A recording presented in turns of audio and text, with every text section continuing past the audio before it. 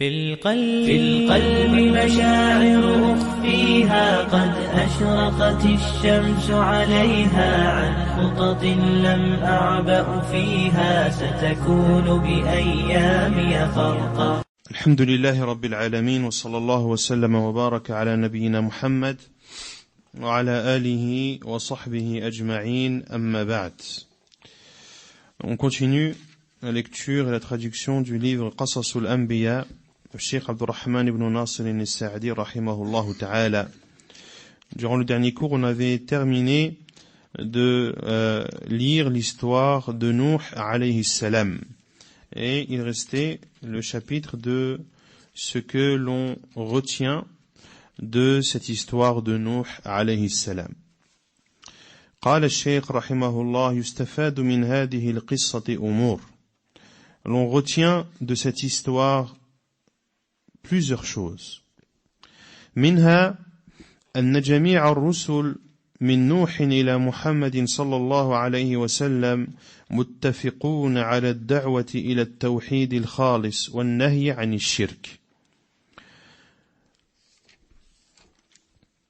فنوح وغيره أول ما يقولون لقومهم اعبدوا الله ما لكم من إله غيره ويكررون هذا الأصل بطرق كثيرة. Ce que l'on retient de cette histoire, premièrement, que l'ensemble des prophètes, depuis Nuh jusqu'à Muhammad sallallahu alayhi wa sallam, sont unanimement d'accord sur l'appel au tawhid pur et de mettre en garde contre le polythéisme. Nuh et les autres prophètes, la première chose qu'ils disaient à leur peuple était « U'budullah ma lakum min ilahin ghayruh » Adorez Allah, vous n'avez d'autre divinité en dehors de lui. Et ils répétaient cette base qui est le tawhid de façons diverses et variées. ومنها آداب الدعوة وتمامها. فإن نوحا دعا قومه ليلا ونهارا وسرا وجهارا بكل وقت وبكل حالة يظن فيها نجاح الدعوة، وأنه رغبهم بالثواب العاجل وبالسلامة من العقاب وبالتمتيع بالأموال والبنين وإضرار الأرزاق إذا آمنوا بالثواب الآجل، وحذرهم من ضد ذلك وصبر على هذا صبرا عظيما كغيره من الرسل، وخاطبهم بالكلام الرقيق والشفقة وبكل لفظ جاذب للقلوب محصن للمطلوب، وأقام الآيات وبين البراهين. Ce que l'on retient également de cette histoire, c'est le comportement dans la da'wah et la complétude dans la da'wah. Car Nuh, alayhi salam, a appelé son peuple nuit et jour. Il les a appelés de façon ouverte et cachée. Il les a appelés à tout moment, dans toutes les situations dans lesquelles il pensait que son appel allait être profitable. Il les a encouragés en leur promettant une récompense rapide. Il les a appelés à le suivre et que cela les préserverait du châtiment. Il leur a dit qu'ils profiteraient pleinement de leurs biens et de leurs enfants, et qu'ils auraient la pourvoyance en grande quantité s'ils croyaient. Il les a mis en garde contre le contraire de tout cela. Il a patienté d'une immense patience comme les autres prophètes alayhimus salam. Il s'est adressé à eux par des paroles douces et affectueuses. Il a utilisé les termes qui attirent les cœurs et qui permettent d'atteindre le but recherché. وَأَقَامَ الْآيَاتِ وَبَيَّنَ الْبَرَاهِينَ. Il a montré les preuves et exposé les arguments. ومنها أن الشبه التي قدح فيها أعداء الرسل برسالتهم من الأدلة على إبطال قول المكذبين، فإن الأقوال التي قالوها ولم يكن عندهم غيرها ليس لها حظ من العلم والحقيقة عند كل عاقل. Parmi ce que l'on retient de l'histoire de Nuh alayhi salam également, que les ambiguïtés à travers lesquelles les ennemis des prophètes ont parlé en mal sur le message, ces ambiguïtés sont en elles-mêmes une preuve de la fausseté des paroles qu'ont proférées ces ennemis des prophètes. Car les paroles qu'ils ont proférées n'est basée sur aucune science et aucune réalité. فقول قوم نوح ما نراك إلا بشرا مثلنا وما نراك اتبعك إلا الذين هم أراذلنا بادي الرأي وما نرى لكم علينا من فضل بل نظنكم كاذبين تأمل جملها تجدها تمويهات دالة على أنهم مبطلون مكابرون للحقيقة. La parole du peuple de Nuh lorsqu'ils ont dit, comme Allah Azza wa Jalla le cite dans Surat Hud, le verset 27, nous ne voyons en toi qu'un homme comme nous, et nous voyons que ce sont seulement les vils parmi nous qui te suivent sans réfléchir. Et nous ne voyons en vous aucune supériorité sur nous. Plutôt nous pensons que vous êtes des menteurs. Cheikh Saadi dit, médite sur ces phrases. Tu verras que ce sont des paroles viles qui prouvent que ce sont des personnes dans le faux et des personnes orgueilleuses. فقولهم ما نراك إلا بشرا مثلنا فهل في كون الحق جاء على يد بشر شيء من الشبهة تدل على أنه ليس بحق ومضمون هذا الكلام أن كل قول قاله البشر من أي مصدر يكون باطلا وهذا قدح منهم في جميع العلوم البشرية المستفادة من البشر ومعلوم أن هذا يبطل العلوم كلها فهل عند البشر علوم إلا مستفيدها بعضهم من بعض وهي متفاوتة فأعظمها وأصدقها وأنفعها ما تلقاه الناس عن الرسل الذين علومهم عن وحي إلهي. Puis Cheikh Saadi rahimahullah dit, leur parole ma naraka illa basharan mithlana. La parole du peuple de Nuh lorsqu'ils ont dit nous ne voyons en toi qu'un homme comme nous. Cheikh Saadi dit, est-ce que le fait que la vérité vienne d'un être humain, est-ce que cela comporte une ambiguïté qui prouve que ce n'est pas la vérité? Est-ce que le fait que la vérité ait été apportée par un être humain, est-ce que le fait que ce soit un être humain suffit pour que cette vérité soit une ambiguïté et que finalement elle ne soit pas vérité? Puis Cheikh Saadi rahimahullah dit, ce que contient leur parole ou ce qu'ils disent reviendrait à dire que la parole de tous les êtres humains, quelle que soit leur origine, est fausse. Et ceci est une critique de leur part de l'ensemble des sciences qui émanent de l'être humain. Et ceci, et ceci anéantit toutes les sciences.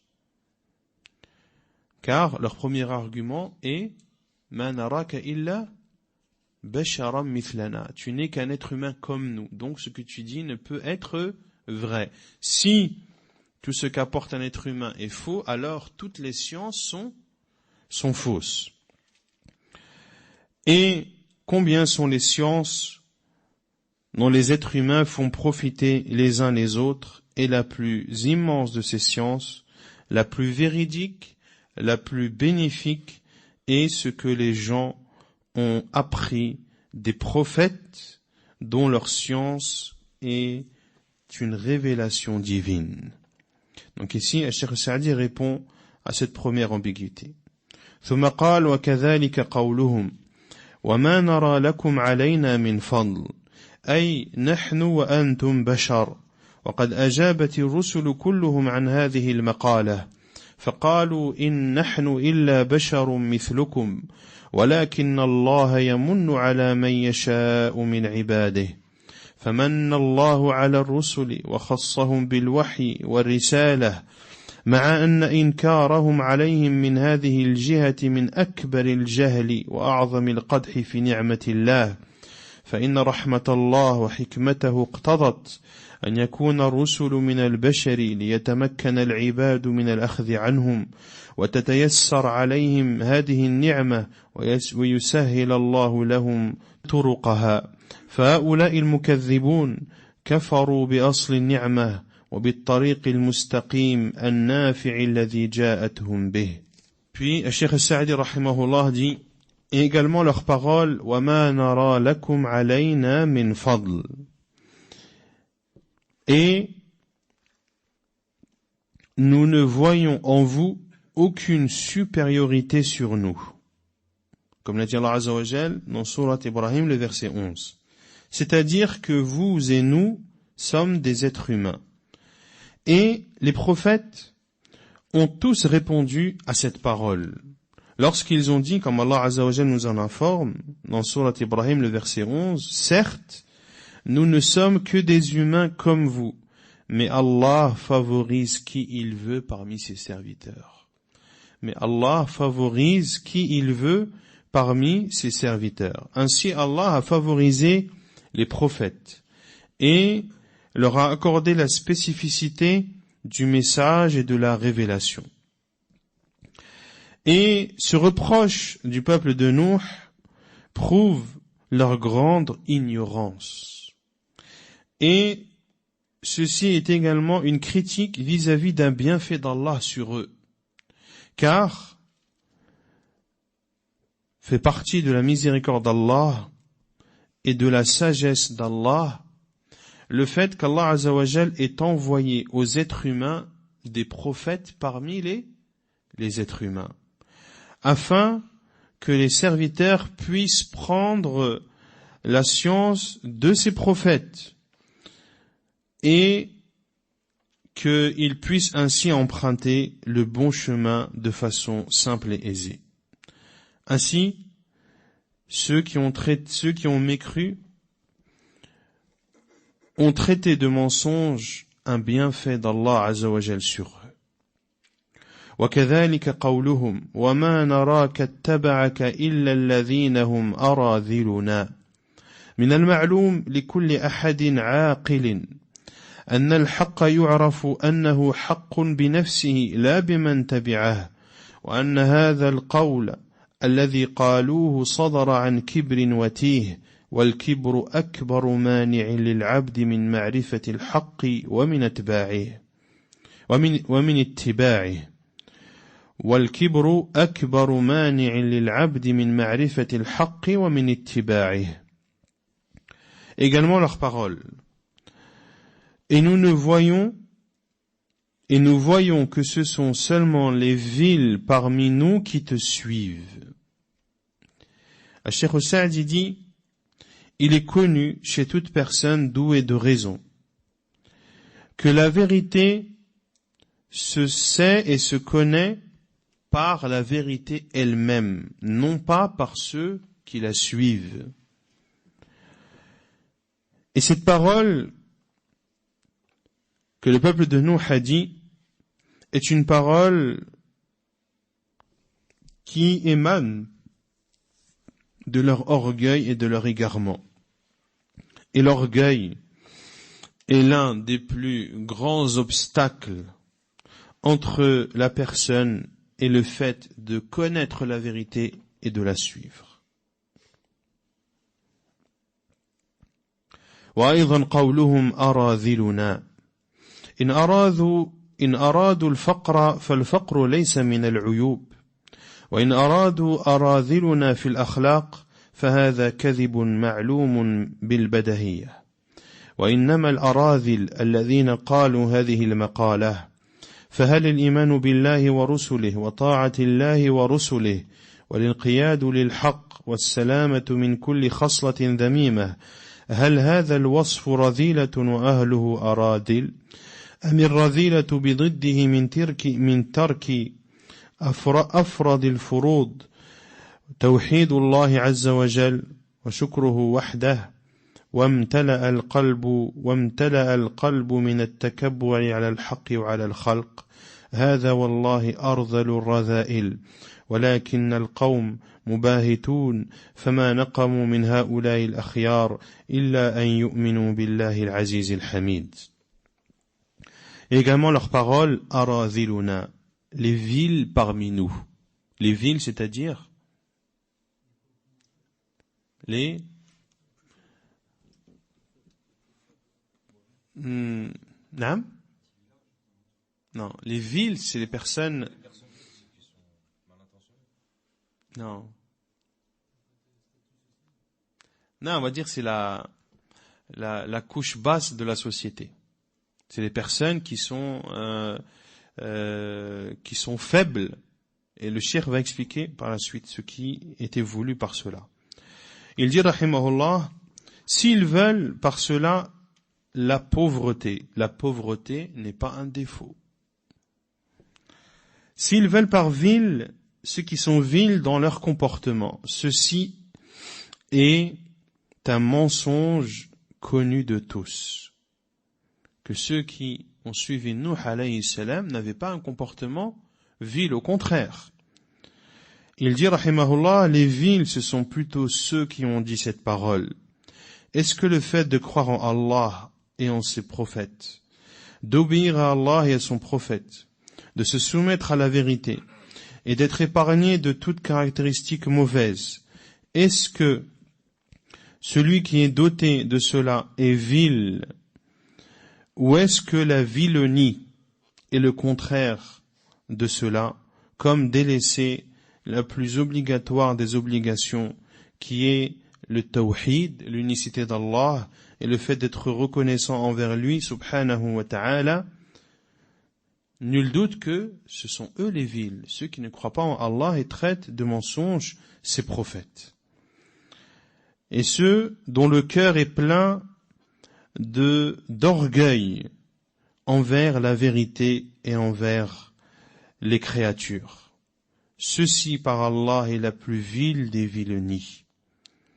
Mais ce peuple ont méprisé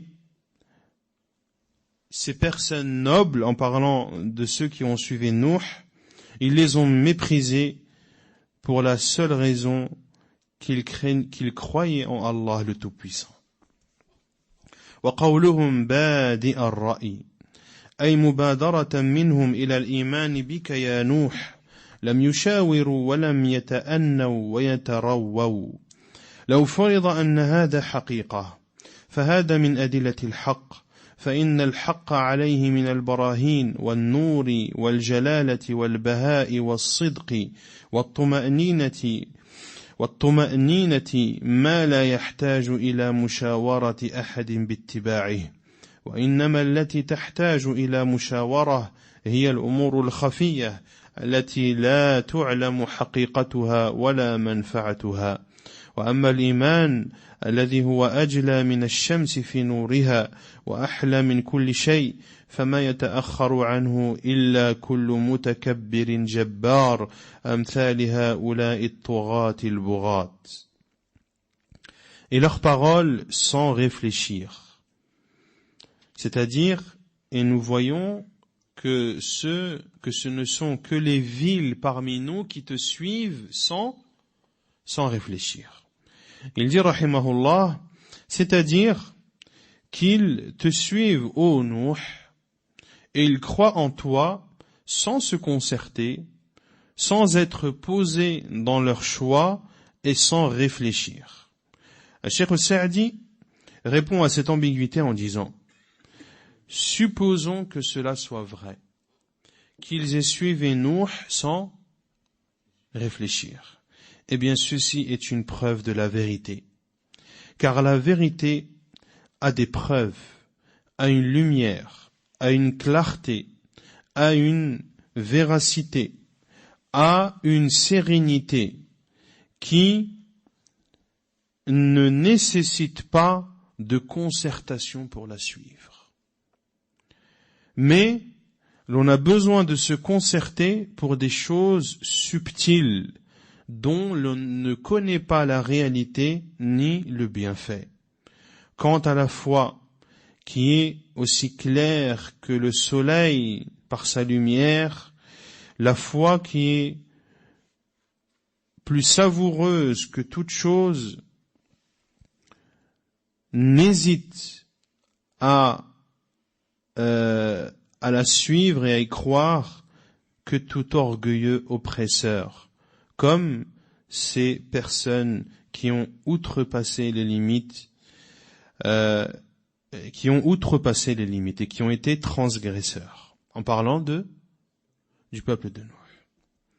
ثم قال وقولهم وما نرى لكم علينا من فضل هل في هذا الكلام شيء من الإنصاف بوجه لأنهم يخبرون عن أنفسهم وكلامهم يحتمل أنه الذي في قلوبهم ويحتمل أنهم يقولون ما لا يعتقدون وعلى كلا الأمرين فالحق يجب قبوله سواء أقاله الفاضل أو المفضول الحق أعلى من كل شيء.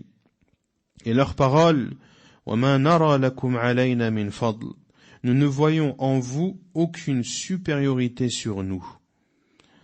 Il dit, rahimahullah, est-ce qu'il y a dans cette parole une quelconque équité? Car ils parlent de leur personne.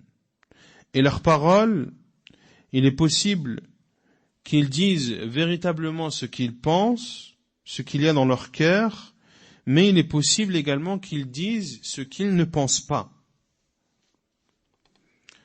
Dans les deux cas, la vérité doit être acceptée, qu'elle soit dite par une personne qui a du mérite ou par celle qui a un mérite moindre. La vérité est plus haute que toute chose. وكذلك قولهم بل نظنكم كاذبين معلوم أن الظن أكذب الحديث ثم لو قالوا بل نعلمكم كاذبين فهذه كل مبطل يقدر أن يقولها ولكن بأي شيء استدللتم أيها أنهم كاذبون ولكن بأي شيء استدللتم أنهم كاذبون فهذه أدلتهم وبراهينهم أبطلت نفسها بنفسها كما ترى فكيف وقد قابلها الرسل بالأدلة والبراهين المتنوعة التي لا تبقي ريبا لأحد في بطلانها. Et également, leur parole, بل نظنكم كاذبين, plutôt nous pensons que vous êtes des menteurs. Il est connu que le doute et la suspicion est le plus mensonger des propos. Bal nadhunnukum, nous pensons, donc ils ne sont pas sûrs. Et la suspicion et le doute est le plus mensonger des propos, comme l'a dit le prophète sallallahu alayhi wa sallam. Puis s'ils avaient dit, nous savons que vous êtes des menteurs, eh bien, une telle parole, toute personne dans le faux est capable de la dire. Mais, quelle est la preuve qu'ils apportent pour prouver qu'ils sont menteurs? Voici les preuves qu'ils ont apportées. Des preuves qui s'anéantissent les unes les autres, comme vous avez pu le constater. Que dire alors de ces preuves fausses auxquelles les prophètes ont répondu? par des signes et par des preuves qui ne laissent doute à plus personne sur la fausseté de celle-ci. ومنها أن من فضائل الأنبياء وأدلة رسالتهم إخلاصهم التام لله تعالى في عبوديتهم لله القاصرة وفي عبوديتهم المتعدية لنفع الخلق كالدعوة والتعليم وتوابع ذلك، ولذلك يبدون ذلك ويعيدونه على أسماع قولهم كل منهم يقول ويا قوم لا أسألكم عليه مالا إن أجري إلا على الله. ولهذا كان من أجل الفضائل لأتباع الرسل أن يكونوا مقتدين بالرسل في هذه الفضيلة، والله تعالى يجعل له من فضله من رفعة الدنيا والآخرة أعظم مما يتنافس فيه طلاب الدنيا. Ce qu'on le retient également de cette histoire de Nuh alayhi salam, c'est que parmi les mérites des prophètes et la preuve de leur message et de leur sincérité à Allah subhanahu wa ta'ala, dans les adorations qu'ils vouaient à Allah pour leur propre bien, mais dans les adorations également qui avaient un bien pour autrui, comme et qui apportaient un bénéfice aux créatures, comme la da'wa, l'appel, et comme l'enseignement et tout ce qui en découle. Ainsi, les prophètes ont explicité cela et ont répété cela à leur peuple. Chacun disait: ô mon peuple, je ne vous demande pas de richesse en retour. Mon salaire incombe à Allah. In ajriya illa ala Allah. Pour cela, parmi les meilleurs mérites, les meilleures caractéristiques dont peuvent être dotés ceux qui suivent les prophètes, c'est de prendre exemple sur eux, sur ce mérite, à savoir d'appeler à Allah sans rechercher de richesse et de salaire. Et qu'Allah Azza wa Jal, par sa grâce, élèvera ces personnes dans cette vie d'ici-bas et dans l'au-delà, et leur accordera bien plus que ce pourquoi se concurrencent les personnes qui recherchent cette vie mondaine. ومنها أن القدح في النيات المؤمنين وفيما من الله عليهم به من الفضائل والتألي على الله أنه لا يؤتيهم من فضله من مواريث أعداء الرسل. فلهذا قال نوح لقومه حين تألوا على الله وتوسلوا في ذم المؤمنين به بذلك، فقال ولا أقول إني ملك ولا أقول للذين تزدري أعينكم لن يؤتيهم الله خيرا الله أعلم بما في أنفسهم. Ce que nous retient également de cette histoire est que le fait de parler en mal et de critiquer l'intention des croyants et de ce qu'Allah Azza wa Jal leur a accordé comme bienfait et mérite, le fait de ne pas croire qu'Allah Azza wa Jal leur donne de ses mérites, ceci est un héritage des ennemis des prophètes. Pour cela que Nuh alayhi salam, lorsque son peuple ne pensait pas qu'Allah donnerait de ses bienfaits aux croyants, Nuh alayhi salam leur a dit: Wala aqulu lakum inni malak. Je ne vous dis pas que je suis un ange, et je ne dis pas non plus aux gens que vos yeux méprisent, en parlant des croyants, qu'Allah ne leur accordera aucune faveur. Et je ne dis pas non plus aux gens que vos yeux méprisent, qu'Allah ne leur accordera aucune faveur. Allah connaît mieux ce qu'il y a dans leur âme. ومنها أنه ينبغي الاستعانة بالله وأن يذكر اسمه عند الركوب والنزول وفي جميع التقلبات والحركات وحمد الله والإكثار من ذكره عند النعم لا سيما النجاة من الكربات والمشقات كما قال تعالى وقال اركبوا فيها بسم الله مجراها ومرساها وقال فإذا استويت أنت ومن معك على الفلك فقل الحمد لله الذي نجانا من القوم الظالمين وأنه ينبغي أيضا الدعاء بالبركة في نزول المنازل العارضة كالمنازل في إقامات السفر وغيره والمنازل المستقرة كالمساكن والدور لقوله وقل رب أنزلني منزلا مباركا وأنت خير المنزلين وفي ذلك كله من استصحاب ذكر الله ومن القوة على الحركات والسكنات ومن قوة الثقة بالله ومن نزول بركة الله التي خير ما صحبت العبد في أحواله كلها ما لا غنى للعبد عنه طرفة عين.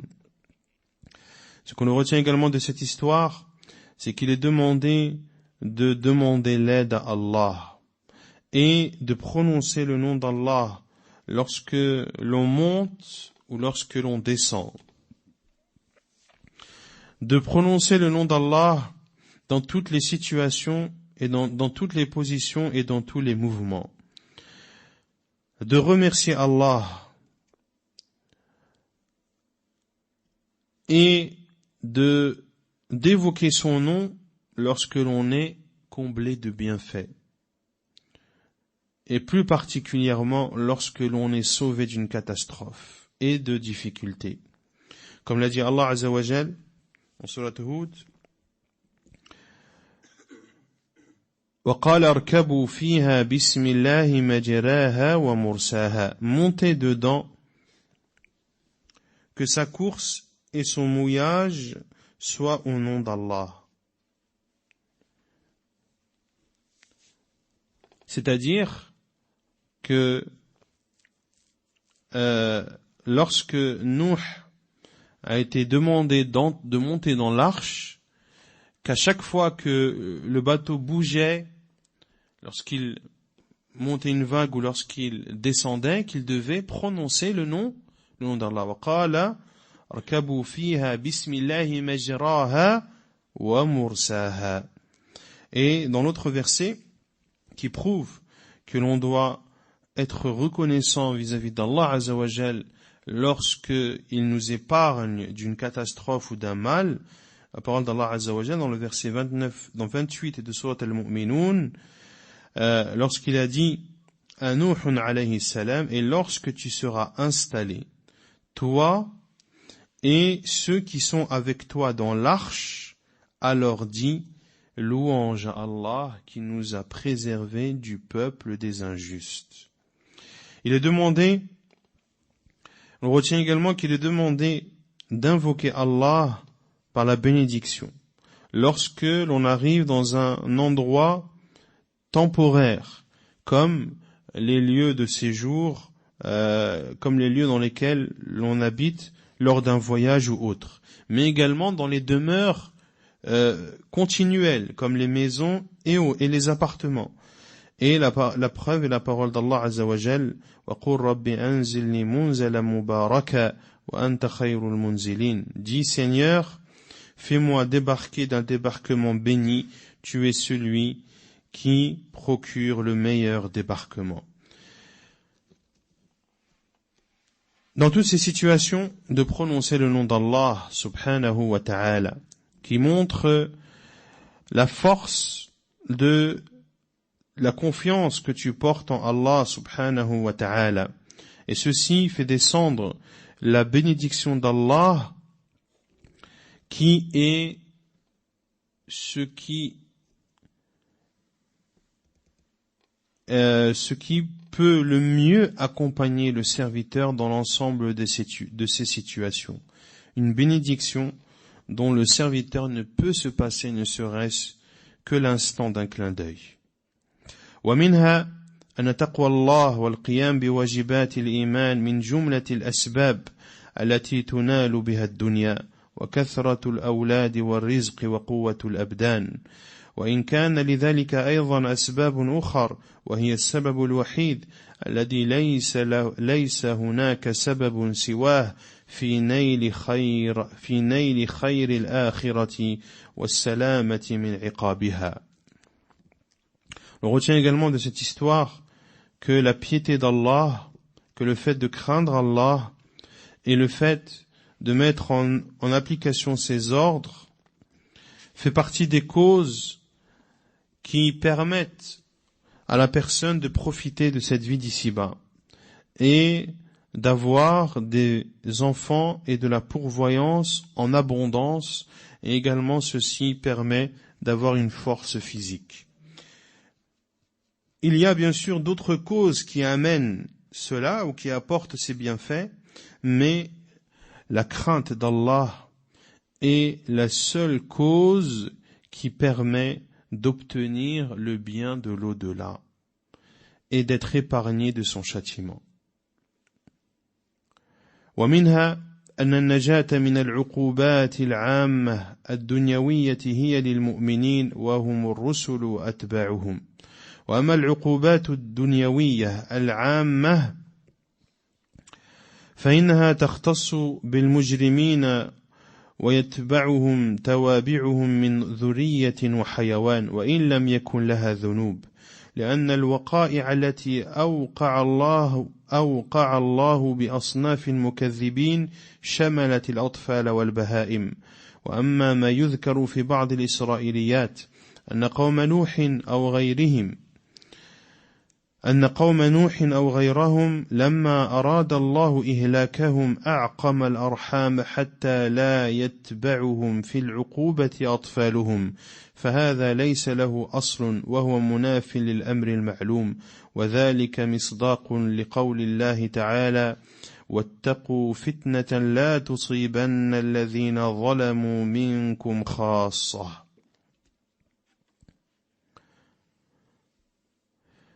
On retient également de cette histoire de Nuh alayhi salam que le fait d'être préservé des châtiments généraux dans cette vie d'ici-bas,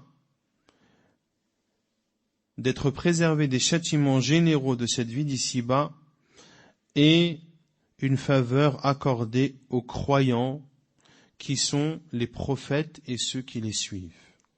Donc il n'y a que eux qui peuvent être épargnés d'un châtiment mondain. Quant aux châtiments mondains généraux, ils sont propres aux transgresseurs et à ceux qui les suivent parmi les descendants et les animaux, même s'ils n'ont pas fait de péché. Même s'ils n'ont pas fait de péché. Est-ce que les animaux font des péchés ? Non. Est-ce que les enfants qui n'ont pas atteint l'âge de la puberté, ce qu'ils font est considéré comme un péché? Non. Car les châtiments qu'Allah Azza wa Jalla a infligés à toutes les sortes de menteurs a englobé les enfants et les animaux.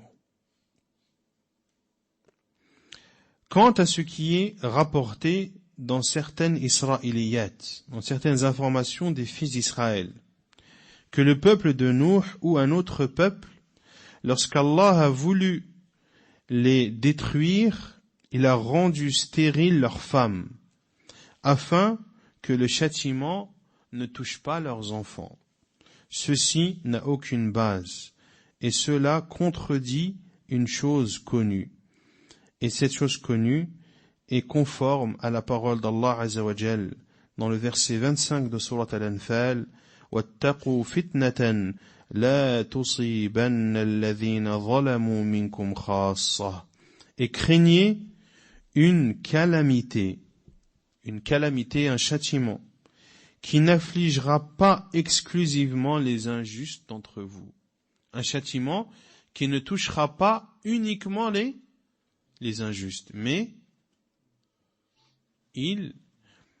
infligera le châtiment touchera également les personnes justes. ونكتفي بهذا القدر وسبحانك اللهم وبحمدك أشهد أن لا إله إلا أنت أستغفرك وأتوب إليك.